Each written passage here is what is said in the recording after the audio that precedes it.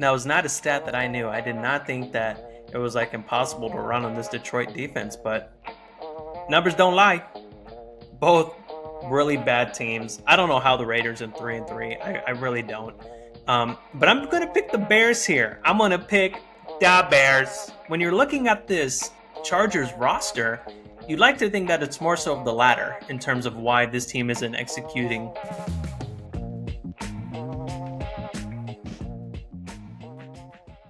What's going on, everyone? You're listening to the Antonio Chauran Sports Podcast. I'm your host, Antonio Chauran. And man, we had a great week 6. Let me tell you, I obviously did not have any personal stakes in any of these games. I am on a 3-game win streak in fantasy. I started off 0-3, now I'm 3-3. So let's get it. So very happy about that. More so from a pride perspective. I don't have any money in my fantasy league, which is nice, right? Because I mean that adds a little bit more stress to games, but at the same time, you also like to have some bragging rights when your fantasy team does better than the other one you're going against. So that's nice. But yeah, it was good, and obviously another win for my Chiefs, and I went over that on Friday when I did the show then. So, it's nice when your team kind of gets their game out of the way, right? Whether if it's a Thursday night or even Monday night, right? Like it's not on that entire Sunday slate. So, you can kind of just kick back and relax and not worry when your team is supposed to be coming up because you already got your dub. Thank you very much out of the way. But yeah, I got a great show for you guys today. I'm just going to go over really quickly how I did with my week 6 predictions. I'm not necessarily going to give too many takeaways because right after that, I'm going to be giving my top 10 NFL teams after the first third of the season, given that we have 18 weeks in the NFL season now instead of 17, and we have for the past couple seasons. I can now do it in thirds, where initially I was maybe going to do it, every quarter, but since every team has 17 games in the 18-week span, the math doesn't necessarily add up where you can't do every 4 games. So I'm going to be doing it after every third. So after week 6, obviously, which is now, I'm going to be giving my top 10. And then after week 12, which will be 2/3 through the season, I'm going to give an updated top 10. And then obviously, when we wrap up the regular season, I will give my top 10 going into the playoffs. So yeah, it'll be good. And then I'm going to give my predictions for week 7 of the NFL season. So let's get started. So I'm going to keep this pretty brief, but I just wanted to go over, first off, I was 10-5, which is good. I got 5 games wrong. But the 3 games I just want to go over really quickly here that I was surprised that I got wrong. One of them I was happy I got wrong. But the first one is the Eagles at Jets. That was a game I did not see coming in terms of, just the defensive onslaught that was put on the Eagles from the Jets. They look great. They were out their top 2 corners as well, and this was something that it never. I can't say gimme because there's never a gimme game, right, in the NFL. Because those are the games where the team that thinks it's a gimme are the ones that lose. So I didn't think it was that kind of game, but I definitely thought it was a game that the Eagles would win, especially given the fact they're coming in 5-0 undefeated to the Jets, who had a good win against the Broncos, but again, it was the Broncos, so you take that with a grain of salt. So, but yeah, I mean, Zach Wilson, didn't lose in the game, right? I feel like at this point, the attitude that you have towards the Jets and specifically Zach Wilson is, look, the defense is going to keep us in this game. Don't screw it up. So, yeah, I mean, hey, this defense is looking great for the Jets. Kudos to them. Aaron Rodgers has already thrown the ball in warmups again. I can't believe it. So there's definitely an argument to be made that, one, Aaron Rodgers can make a possible return this season, but two, this is a Jets team that is right back in the playoff picture, in my opinion. Second game I want to go over, and I think this was one of the better games to watch, was the Browns and 49ers. Obviously, the 49ers were the other team aside from the Eagles coming into this game and this week 5-0 undefeated. And this is a Browns team that had PJ Walker as a quarterback, obviously with Deshaun Watson out for a second straight game, 3 straight weeks because they had the bye week in between. I was under the impression that he would play, but he's still hurt. And so you have PJ Walker, and you're kind of like, oh, wow, this is a game that the 49ers should win. But man, this Browns defense is no joke. I'll give my statistics later on when I go over my top 10. And spoiler alert, the Browns are in my top 10, but they are just barely allowing over 200 total yards of offense per game, which is crazy. That's fourth in the entire NFL. And the Browns are also only allowing around 121 yards passing per game, which leads the NFL. So, again, you've seen kind of the discrepancies from the offensive side of the ball for the Browns where they aren't able to produce as much. And obviously, in Nick Chubb being out for the duration of the season, that's tough, right? And so that's something that you need to take into account, and not having your starting QB in Deshaun Watson. You definitely did not think that this was going to be a game that the Browns could win. I did say that it would be close, given the fact that I was giving so much praise to the Browns defense. But from an offensive perspective, I didn't expect them to outgun Brock Purdy and the 49ers. So that was a great win. And I'm happy that the 49ers lost, because so many people are saying how the 49ers are pulling away from everybody else in the NFL. And then the Browns are like, oh, not so fast. And they kind of reel them back in. So again, I know it's only one game, but given that we only have a 6-game sample so far with all of these teams, some of them only 5, every game is just magnified that much more. And obviously, games later down the road, once we get, to double digit games at least, not every game will be as magnified, but, through 5, 6 games for these teams, it's a big deal. This last game that I want to talk about really quickly is just what happened last night with the Cowboys at Chargers. I shouldn't be surprised that the Chargers lost the way they did. That's kind of their MO, where they're in close games and they just find a way to blow it. Over the past 2 seasons, they have been in 6 3-point games where they've lost. And that, I think, is like second in the NFL in that time span, from the 2022-2023 season to obviously this current season. So that's not good. You have 6 games that you've lost by 3 points. And that just shows, one, that you don't have the guys in place to get it done. But 2, that's also coaching. And, when you're looking at this Chargers roster, you'd like to think that it's more so of the latter in terms of why this team isn't executing.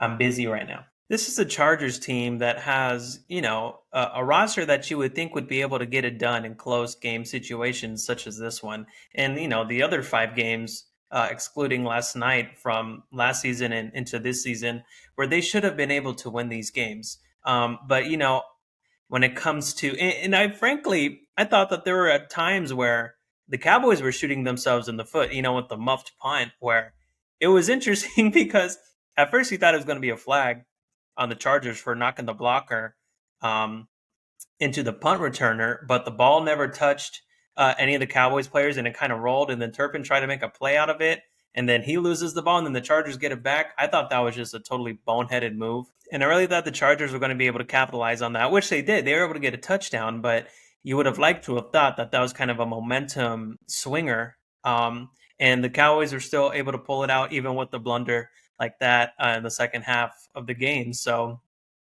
credit to the Cowboys for being able to, overcome those adversities and those obviously self-inflicted mistakes, right? That is something that you got to commend the Cowboys for. But from the Chargers side, they're 2-3 now, and this is a team that is always supposed to be so good, right? Everyone and their moms is always talking about in the offseason, oh, the Chargers, they can be the best team in the AFC West. They could even be Super Bowl contenders. We've been hearing that for the past 2-3 seasons or so, and it just hasn't come to that, obviously. And so Chargers do Chargers things, and here we are. All right, so let's get to my top 10 teams currently in the NFL. Starting off at number 10, I have the Jacksonville Jaguars. They have had, an interesting start to their season. Obviously with that win against the Colts at 31-21 victory, starting off 1-0, and then you hit both the Chiefs and the Texans, both losses. That 17-9 loss to us, and then getting whooped by the Texans. I don't think anyone saw that coming. But then they're able to win 3 straight and kind of get back on track, and also beating the Bills on the way there. So yeah, if you're a Jags fan, you're sitting at 4-2. After that 1-2 start, you got to feel good about that.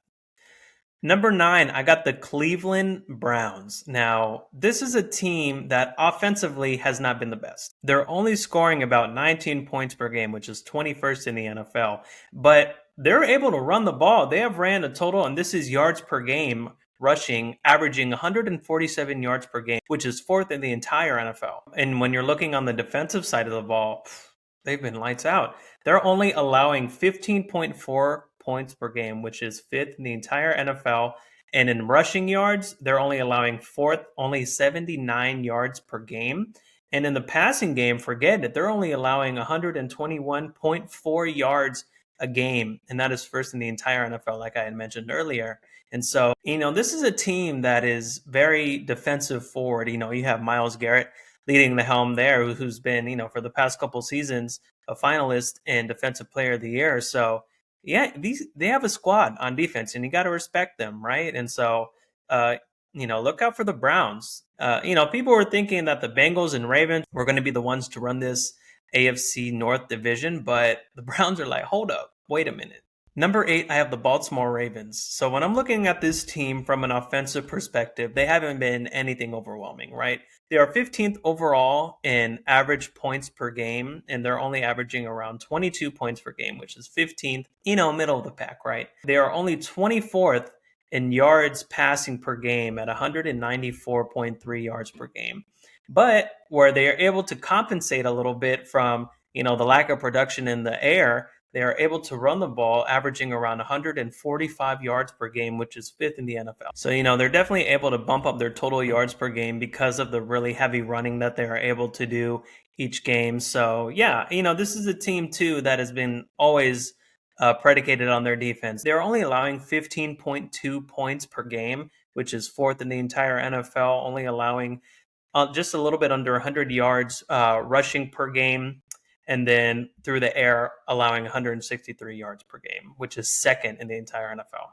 Number 7, I have the Buffalo Bills. Now, I don't want to think too much in terms of like a recency bias or things like that, but I'll be honest, this place that they're at, number 7 and number 6, was kind of a toss-up until last night. Currently sitting at 4-2, they're obviously one of the more competitive teams that you look at in the NFC.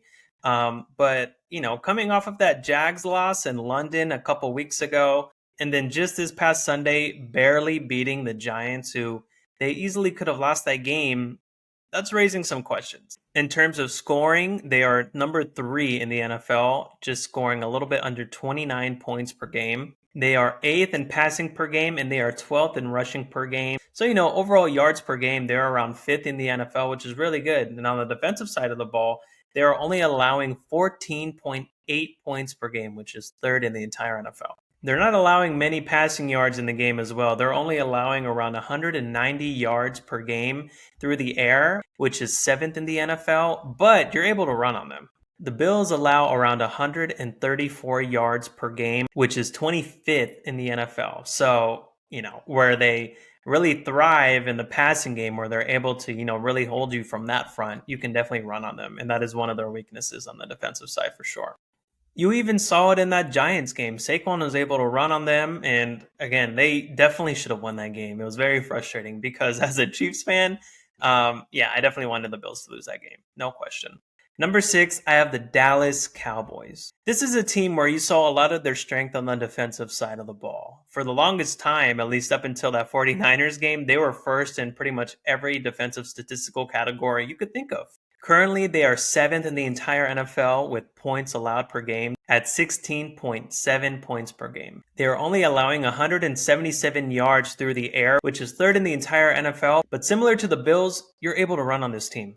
They're allowing 111.7 yards per game, which is 17th in the NFL. And the offensive side of the ball, they're middle of the pack, right? Passing yards per game, 210.2, which is 19th in the entire NFL.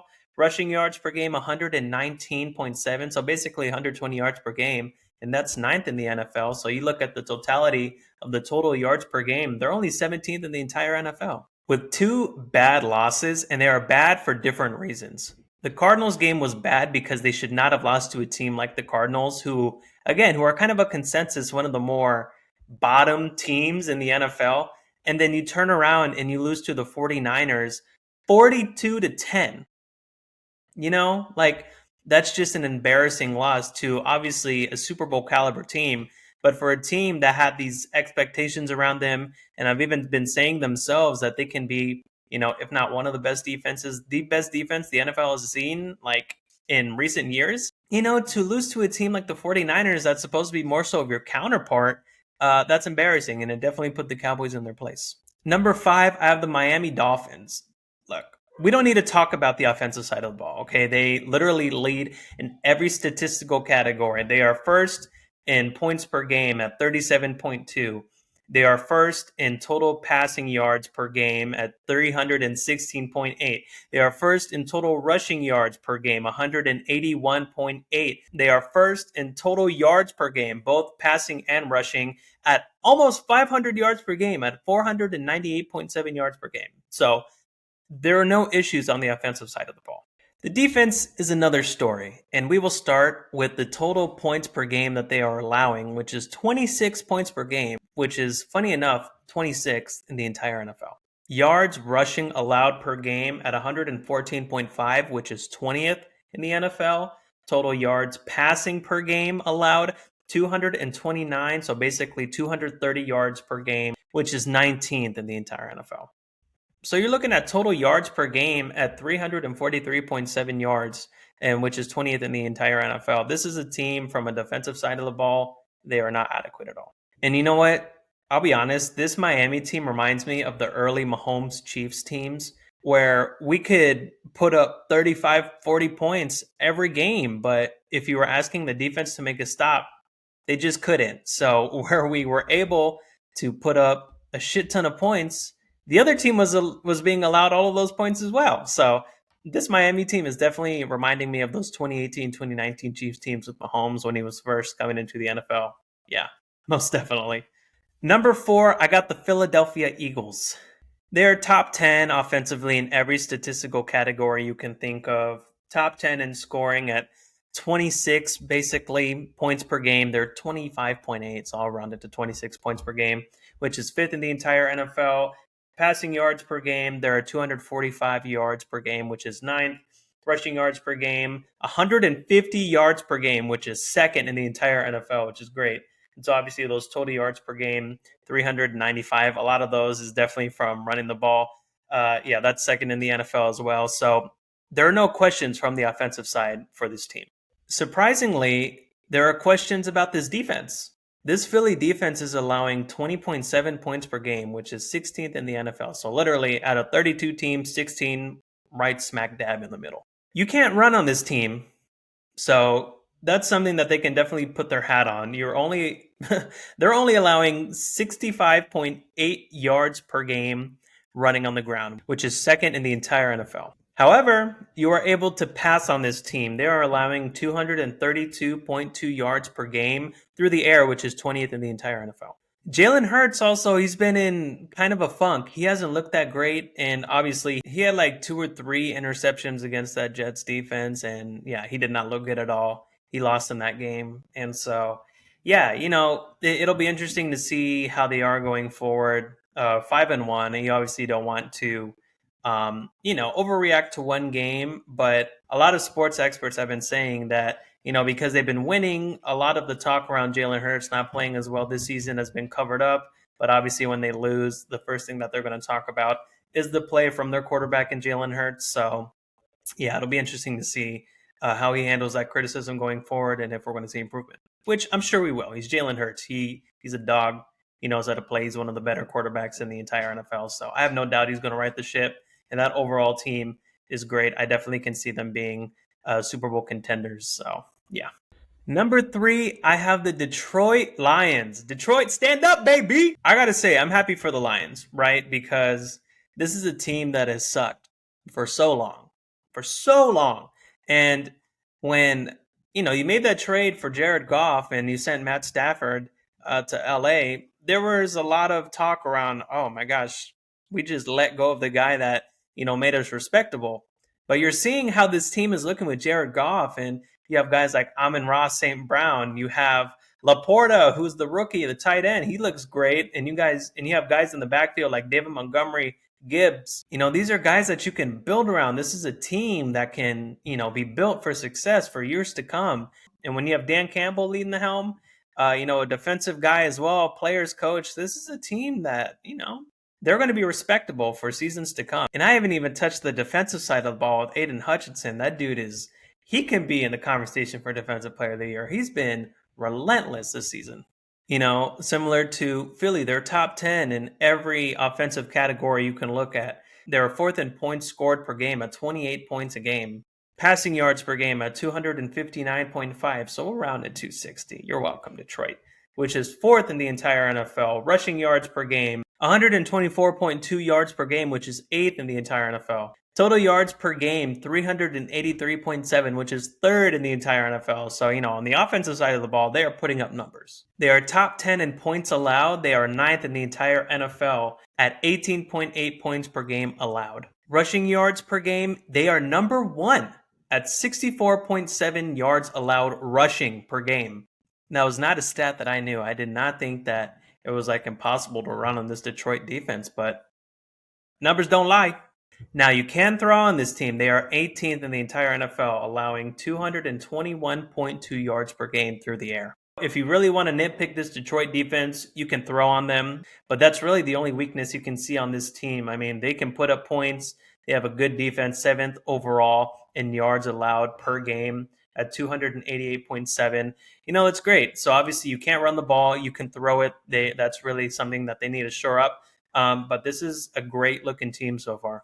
Number 2, I have my Kansas City Chiefs. And let me just say, ladies and gentlemen, we have a top 10 offense and defense on our hands.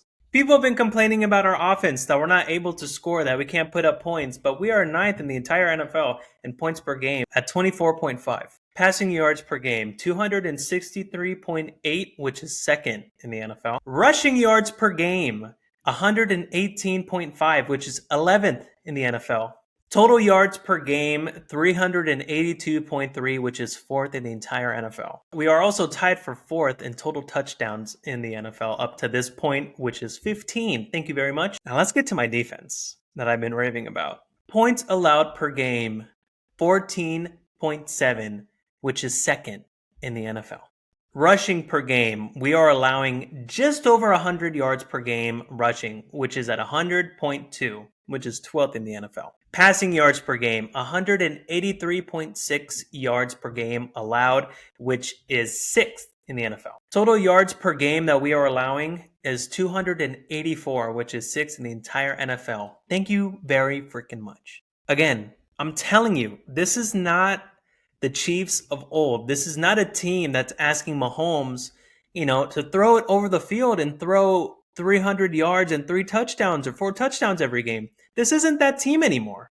And we're only going to be getting better, baby. Oh, yeah. We got Charles Omenihu on the defensive side of the ball coming back after a 6-week suspension. So we are going to be able to shore up that rushing defense much better. And who knows, we may be getting Frank Clark back too. That defensive line is going to be looking great. And we are definitely going to bump up those overall statistical categories when it comes to specifically the rushing allowed per game. And to be honest with you, when it comes to the offensive side of the ball, I only see us improving. We're finally seeing some emergence of a potential number 1 receiver on our end in Rashee Rice, who I am hoping he can fill in that role. You see a guy like Marquez Valdes-Scantling. He's not a number 1. He's a solid number 2, but he's not going to be that guy for us, and I've accepted that, and that's okay.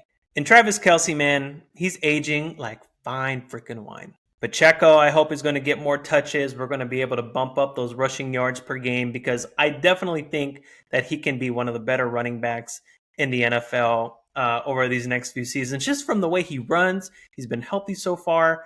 And, with the O-line that we have with Creed Humphrey, Joe Thuney, Trey Smith, right? And I hope Jawaan Taylor gets his shit together. We paid him a bunch of money to, play his position. So we'll see. But again, I like where we're at right now. And through, 6 games, you got to like what you're seeing. And number 1, 2, I don't think really anyone's surprised. And this is probably the number 1 on a lot of people's lists of top 10. It's the 49ers.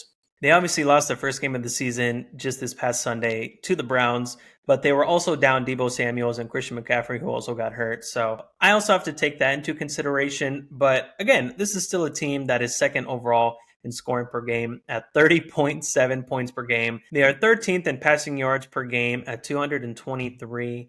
And rushing yards per game at 148.3, which is third in the entire NFL. So overall yards per game at 371.3, which is sixth. They're also second in total touchdowns at 22 touchdowns up through 6 games. So, yeah. They're the top defense in the NFL when it comes to total points per game at 14.5 points per game allowed. Chiefs are just 0.2 behind them. I'm just saying. Anyways, this is about the 49ers, I understand. They are sixth in rushing yards per game allowed at 80.2. They are 11th in total yards allowed per game at 197.8. Total yards per game, you're looking at 278 per game, which is third in the entire NFL. So yeah, just to recap, number 10, I have the Jaguars, number 9, Browns, number 8, Ravens, number 7, Bills, number 6, Cowboys, number 5, Dolphins, number 4, Eagles, number 3, Lions, number 2, Chiefs, and number 1, Niners.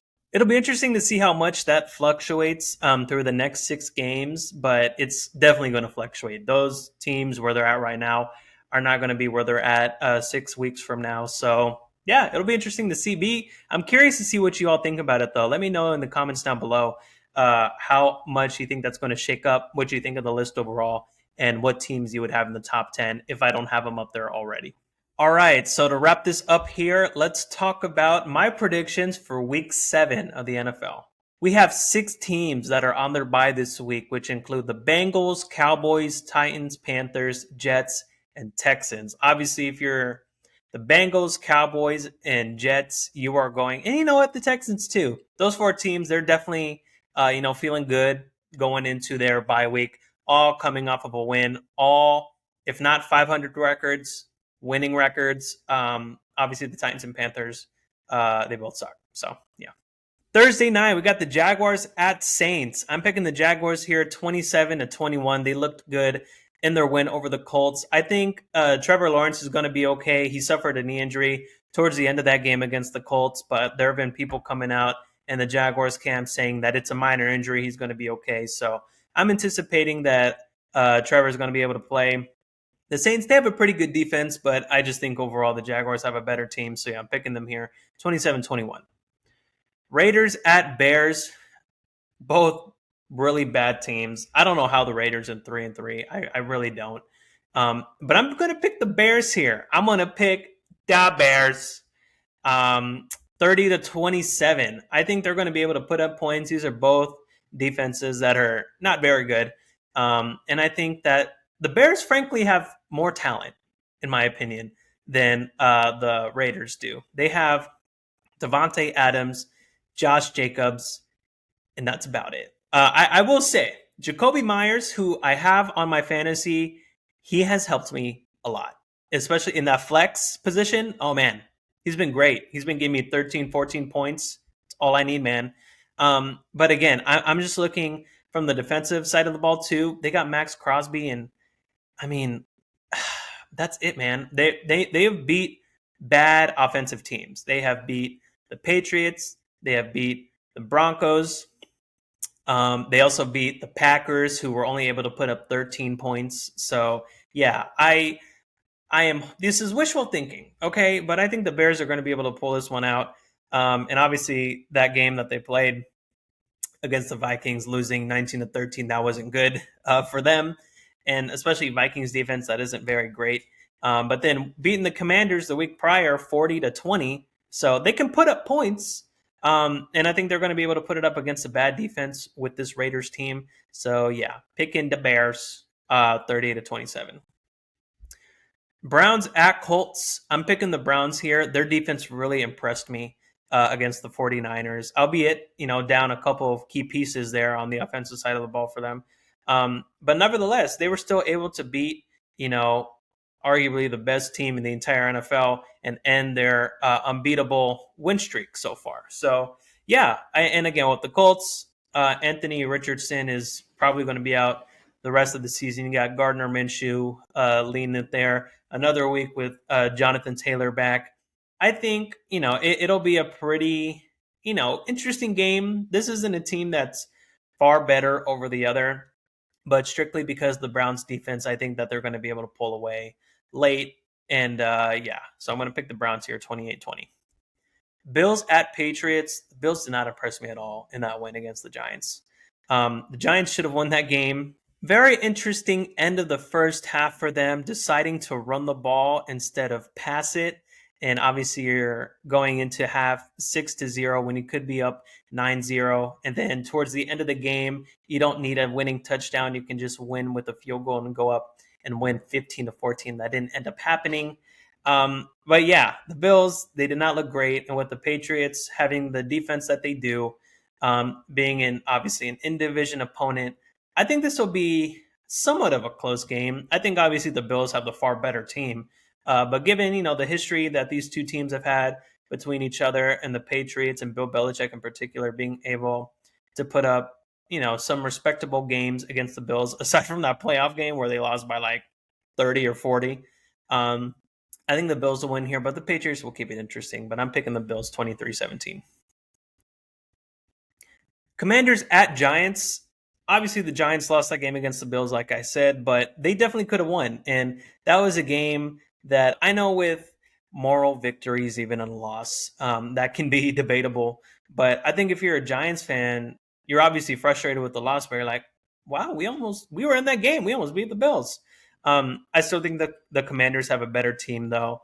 They were able to get a win against the Falcons, 24-16, to get back in that win column. Currently sitting at 3-3.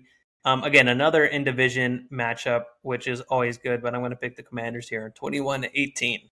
Falcons at Bucks. I'm going to pick the Bucks here, 27-23. Obviously, the Falcons are coming off that loss to the Commanders, like I had mentioned, and the Bucks are coming off that 20-6 loss to the Lions. I still think the Bucks are the better team, and I think that they are probably, if it's not the Saints, I think the Bucks are the better team in that NFC South division. So yeah, I'm going to pick the Bucks here, 27-23. Lions at Ravens. This is going to be a really interesting game for a couple reasons. One, from the Lions' perspective, so many people want to put the Lions, if they're not in their top 5 and they're trying to find a reason to, if the Lions can pull up a win in this game, you can't really dispute how good the Lions are this season. And from the Ravens' perspective, this is a team that's kind of gone back and forth in their season. Obviously, coming off with the win against the Titans in London, again, another international game. We were really like spamming the international game button this season. Chiefs are playing Miami and in Germany, week 9, I believe. So obviously not this coming weekend, but the next one. So that'll be interesting. But yeah, I think from the Ravens' perspective, they definitely need a win in this game because obviously the Steelers coming off of their bye and winning that head-to-head matchup against the Ravens, they did not look good there. So yeah, it'll be interesting to see how this game goes, but there's definitely a lot to gain for either one of these teams for this win. But I'm going to pick the Lions here. I think the Lions have the better team. And obviously I have them in my top 3. So yeah, of course I'm going to think that. So yeah, I'm picking the Lions here, 24-20. Steelers at Rams. Obviously, like I had mentioned, coming off of that 17-10 victory against the Ravens right before their bye week, that was definitely a feel-good game going into that break that they had there. So, and from the Rams' perspective, the only thing that's really keeping them in these games is their defense for the most part.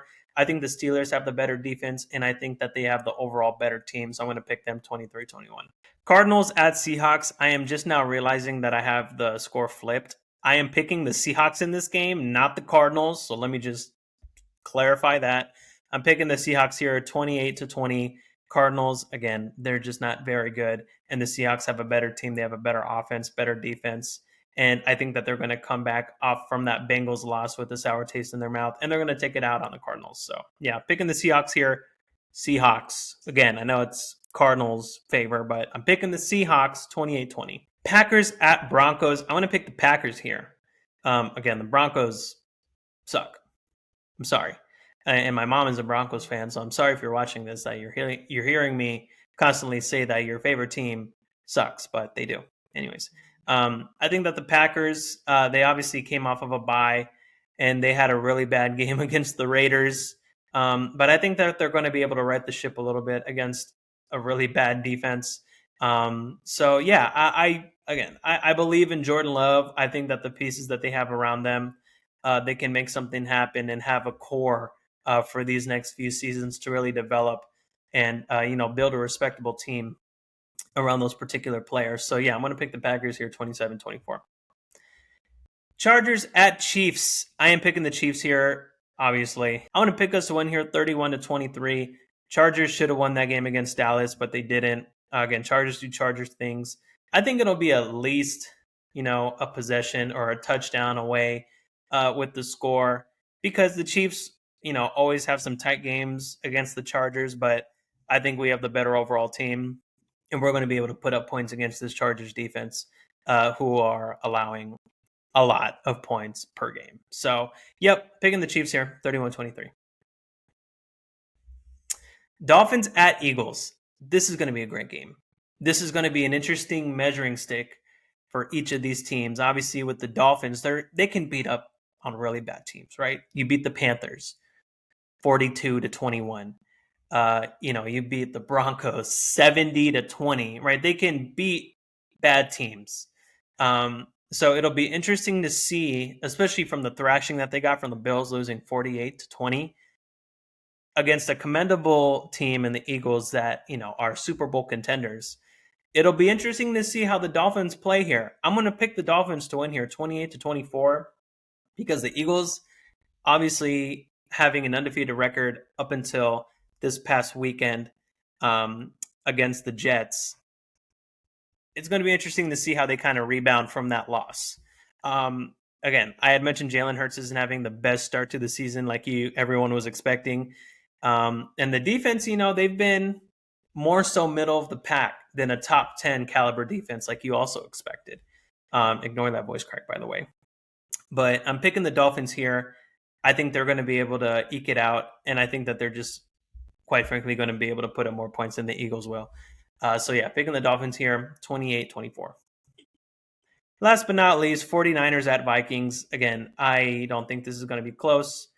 I think Vikings maybe score late to make it look more respectable, but 49ers have a better team.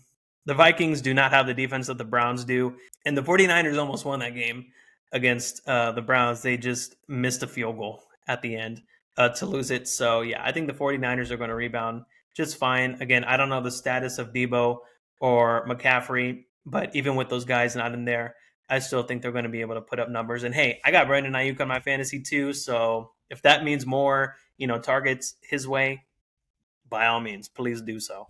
But yeah, I'm picking the 49ers here, 30-20. All right, and that about wraps it up, everyone. Thank you all for listening. It'll be an interesting weekend of football, so I'm definitely looking forward to that.